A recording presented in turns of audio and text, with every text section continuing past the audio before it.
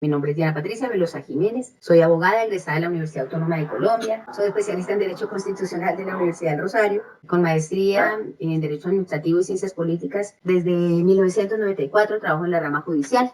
Entonces hablemos de este tema, de la constitucionalización del derecho civil. Si bien es cierto, nuestro Código Civil es de 1887, ha sufrido modificaciones, pero han sido a través, uno, vía jurisprudencial y dos, vía leyes, que con la Constitución de 1886 efectivamente se garantizaba y se le daba mayor importancia a lo que eran los bienes. Tan es así que les voy a leer el preámbulo de la Constitución del 86. Dice: en nombre de Dios, fuente suprema de toda autoridad, y con el fin de afianzar la unidad nacional y asegurar los bienes de la justicia, la libertad y la paz, hemos venido en decretar como decretamos la siguiente Constitución. Dios era fuente suprema de toda autoridad, pues obviamente sí se respetaba la libertad, la paz, los bienes de la justicia. Y entonces, específicamente la Constitución del 86 estaba orientada como que al patrimonio, a los bienes. Con la Constitución de 1991,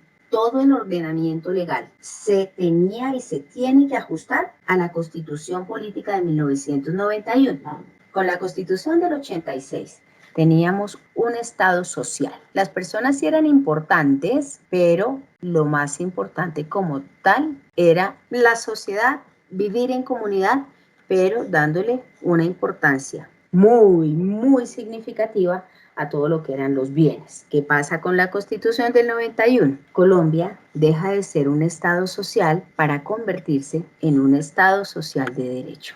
El ser humano empieza a obtener el reconocimiento de muchos derechos. En la Constitución del 91 no tenemos una lista taxativa de derechos fundamentales ni de derechos. Se tiene entonces que esos derechos que nosotros hoy tenemos hacen referencia a la dignidad humana. Porque sí, efectivamente, encontramos el derecho a la vida, el derecho a un buen nombre, al libre desarrollo de la personalidad, el derecho a la vivienda digna, pero no tenemos, por ejemplo, el derecho al amor, el derecho a la esperanza. No está enunciado en la Constitución. Como es inherente, se convierte como tal en un derecho, simplemente porque somos humanos. Efectivamente, cuando un padre no puede o le niegan la posibilidad de ver a su hija porque es un padre que no tiene cómo ofrecerle alimentos ni ofrecerle estabilidad. Entonces se le dice, no, es que usted no puede ver a su hija, usted no.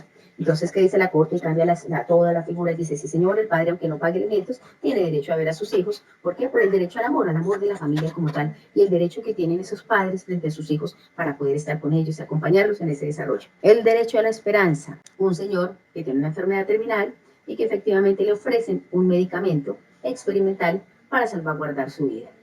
Obviamente, como INVIMA no le ha dado permiso, no le ha dado un registro, le dice no, no podemos autorizar ese medicamento porque no es autorizado por el INVIMA, por consiguiente no se le puede colocar.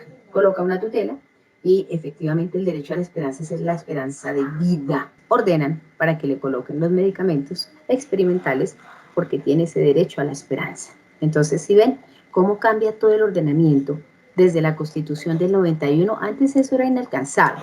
Vamos a hablar de bienes.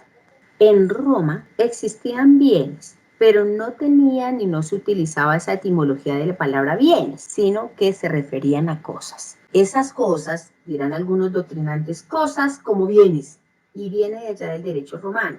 Por eso, para Roma estas cosas se les llamaban res. En sentido amplio, en Roma, efectivamente era todo aquello que pueda ser objeto de derechos. En un sentido amplio y en un sentido restringido, podemos decir que para Roma, bienes, habían algunos que no podían ser objeto de derecho. En sentido amplio, todo lo que el hombre podía comprar y vender. En sentido restringido, no ningún negocio jurídico, ningún negocio. ¿Y por qué lo clasificaron así? Clasificaron esos res en dos: res divini juris y res humani juris.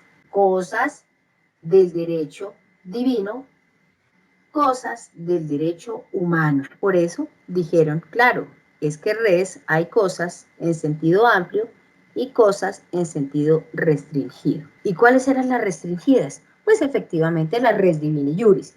El hombre no las podía comprar, el hombre no las podía vender, el hombre no podía hacer ningún negocio con ellas. Y aquí vamos a encontrar la res sacrae, como su nombre lo indique, cosas sagradas. Porque antes de Cristo debemos recordar que el pueblo era politeísta, politeísta. Es decir, no tenía un solo dios, sino varios dioses. Y esos dioses como tal se llamaban manes, el man. Esos templos efectivamente eran res sacrae. También dentro de la res divini juris vamos a encontrar res religiosae, cosas religiosas. Y entonces vean, cosas religiosas. Eran esos monumentos de los dioses como tal. En la ley de las 12 tablas hay una disposición en la que habla de la religión como tal y de las sepulturas. Se prohibía, imagínense, llorar a todo grito en los entierros, en los funerales. Y entonces efectivamente, cuando pues hacían un paralelo de lo que eran las 12 tablas con nuestro Código Civil, me causaba mucha curiosidad que se prohibía que las mujeres llorasen fuertemente en los funerales. Y tenemos también los resantae, cosas santas. Si vieron que es diferente a lo sagrado era por allá los templos, pero aquí vienen cosas santas. Y entonces allí tenían los muros de las ciudades y las puertas. Y entonces, para ellos esto era santo. ¿Por qué? Porque efectivamente las puertas y los muros permitían que no invadieran otras tierras, otros pueblos, otras tribus. Nos vamos a la res humani juris. Esta res humani, como su nombre lo indica, eran las cosas del derecho humano. Y pues obviamente, si eran del derecho humano, no podían pertenecer al derecho divino. Por ello entonces, en Roma las dividieron de la siguiente forma. Res comunes, es decir, cosas comunes. Estas cosas comunes hacían referencia a que eran de propiedad de todos. Entonces pensemos, ¿qué puede ser o qué podría ser incluso hoy, qué podría ser común a todos? El mar, el aire, la luna, las estrellas, el sol. Eso no se podía comprar y vender, sino que era de uso común para toda la humanidad y que todos podían disfrutar de ellos. El mar, el aire, la luna. Entonces, res comunes. Ahora, habían otras res humani juris que eran res publicae, cosas públicas. Se podían utilizar por todos, que había sido construido por el Imperio Romano. En estas cosas públicas tenemos las vías pretorianas, o los caminos, pero se le llamó así porque eran donde pasaban los pretores, los que hacían las leyes, y por eso era otra cosa pública. Allá también nos lo cuenta Vikingos, los puertos, eso era público también. Y obviamente, una cosa que era pública fue el acueducto, el sistema de acueducto, el sistema de acueductos como tal. Tenemos también que habían unas res universitatis, y por aquí desde esta palabra de Roma, que también aparecen cosas universales, la universidad, las bibliotecas. Tenemos aquí, pues hoy bibliotecas, ¿no? Pero en la época de Roma, efectivamente esas res universitatis eran los teatros, porque el teatro que nosotros vemos en las películas era un teatro callejero. Vamos a hacer brevemente una pirámide de lo que era el Imperio Romano. Aquí arriba, por consiguiente, está el emperador, que aquí también ponían al mismo nivel al clero, pero eso es después de Cristo, entonces no hablemos sino antes de Cristo. Aquí estaban los nobles, aquí estaban los patricios y aquí estaban los plebeyos. Ellos hacían parte de la estructura social en Roma. Pero ¿qué pasaba con los esclavos? Los esclavos eran res, eran cosas, eran una población flotante. ¿Qué pasaba con esos teatros? ¿Quiénes podían ir al teatro a lo que fuera culto? Las personas nobles, les dice así, las personas nobles. Podía ir el emperador, el senado y los nobles, los patricios no. A pesar de que el emperador, el senado y los nobles podían ir a los teatros, los patricios no, aunque ustedes verán en derecho romano que a los patricios se les llamaron los fundadores de Roma, fundador de Roma, pero no todos los patricios, tenían que reunir unas características. Entonces ellos no podían ir, pero también quién podía ir a los baños, esos baños donde supuestamente era el sauna, donde podían ir a descansar y todas esas cosas, pues efectivamente el emperador, el senado y los nobles, los patricios no. Pero los patricios y plebeyos sí podían utilizar las plazas, podían movilizarse por las calles, pero efectivamente no podían hacer uso de algunas res universitarias. Los libros estaban exclusivamente dirigidos para unos pocos, no para todo el mundo. Entonces eso también hizo que se hiciese un poco más complejo el conocimiento y pasaremos a la última clasificación de las res humani juris, cosas privadas o singulares, o singulares. Y aquí sí, claro que sí, que era todo aquello que el hombre podía apropiarse, es decir, que podía apropiarse. ¿Cómo qué? Entonces, ejemplos. Los fondos itálicos, como los animales, las bestias, como los esclavos como tal, podían comprarlos. Todo ello entonces, como eran res privatae singolorum, efectivamente esto es lo que hacía parte del patrimonio de una persona. Para poder, dentro de los res humani juris, acceder a la res privatae singolorum, se tenía que tener un estatus, o un estatus civitatis, un estatus, el primero de ellos era libertatis, pero bueno, no importa. libertatis y un status familiae. El status civitatis, pues obviamente era un status del derecho social de la sociedad como tal. Es decir, que ese status civitatis lo tenía ¿quién? Aquí pongámoslo en azul, no, borremos estos checklists. El status civitatis, derechos civiles, escoger y ser elegido, elegir y ser elegido es la cosa. Lo tenía entonces el emperador, el senado, los nobles y algunos patricios, eso sí, fundadores de Roma. El status libertatis, se tenía que tener libertad. Y ahí, para saber quiénes eran libres, tenemos que hablar de quiénes eran los esclavos en Roma. ¿Quiénes eran esclavos? Debemos decir que eran esclavos. Uno, los hijos de los esclavos, los que perdían la guerra, los deudores. Claro, aquí una disposición normativa, la manus injectio, en la cual si una persona le pedía prestada o pedía que le dieran algo, tenía que pagarlo. De lo contrario, si no pagaba, se convertía en esclavo hasta pagar la obligación. Entonces, obviamente, ¿quién tenía estatus libertatis? Pongámoslo aquí con verde.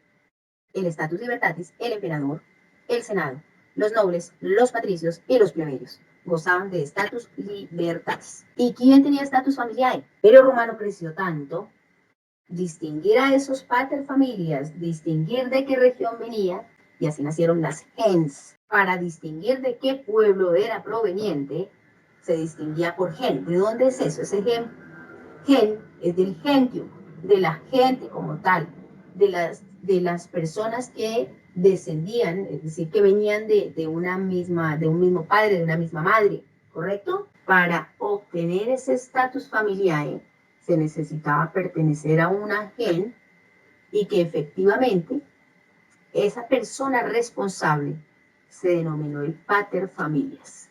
¿Qué era este pater familias? Entonces, un hombre que lideraba todo su grupo de familiares, de consanguíneos, y que efectivamente si tenía esclavos, diera alimento, casa a los esclavos, toda vez que si bien eran redes, tenía que mantenerlos, igual que a los animales. Y entonces, efectivamente, cuando se tenía un animal, también tocaba el cuidado del animal, así como a los esclavos. Pero ese pater familias era ese responsable de todas las personas de su mismo tronco. Antes de avanzar con la res privatae o singulorum, el hombre, entonces aquí pongámosle salvajismo, barbarie, civilización, inferior, medio, superior. Aquí el hombre se empezó a organizar en hordas. Y entonces imagínense que al escoger al más fuerte para que nos proteja, nace un principio, y es el principio de autoridad. Imagínense, el hombre cede toda su disposición para que otros lo representen. Y al nacer obviamente los clanes, por aquí en el inferior de la barbarie, pues obviamente siguen siendo los más fuertes, pero hay acontecimientos como los que ustedes me contaron esta noche. Es que el hombre se iba a la guerra. Ahí nació una forma de gobierno en esa época que duró muchos años, que se llamó la poliandria. Y entonces en ese momento la mujer era la que mandaba en todo. Pero claro, al hombre al irse a guerras, a traer los alimentos, en Alfa, otra película que es de un lobo y un muchacho, entonces se iban por meses enteros a conseguir pieles para protegerse del frío en aquellas poblaciones donde hacía frío y se iban a cazar animales también para traer alimentos. Por eso para aquella época de la barbarie se descubre también un elemento importantísimo que es un mineral. ¿Para qué servía la sal? La sal no solamente servía para echarle a los alimentos, conservar la comida. Y obviamente con el paso de la historia de la humanidad, vikingos también, claro, ¿para qué sirvió la sal? Para que una vez el hombre organizado ya en tribus comenzara a intercambiar productos, naciendo de esta manera el trueque. Claro que sí, tú me das sal, yo te doy, pongámosle aquí papa y el otro, no sé, hortalizas, cambian los productos naciendo el trueque, que sí es importante conocer un poco la historia para que nosotros efectivamente decantemos lo que va a ser una cosa y lo que va a ser un bien. Entonces, mis queridos doctores, hasta aquí vamos con esa historia.